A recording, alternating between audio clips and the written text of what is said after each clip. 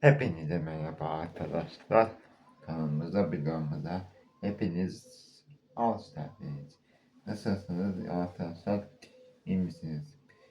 Ben telefonu değiştirdim nerede arkadaşlar? Bunu çekeceğim videoları.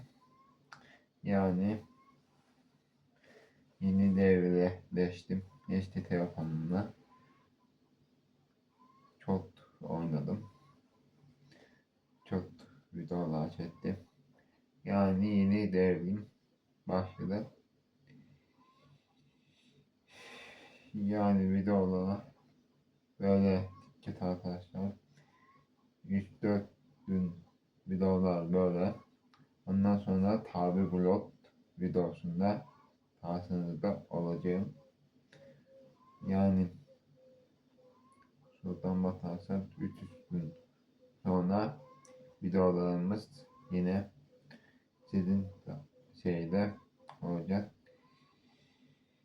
Sizin destekleriniz beni yeter.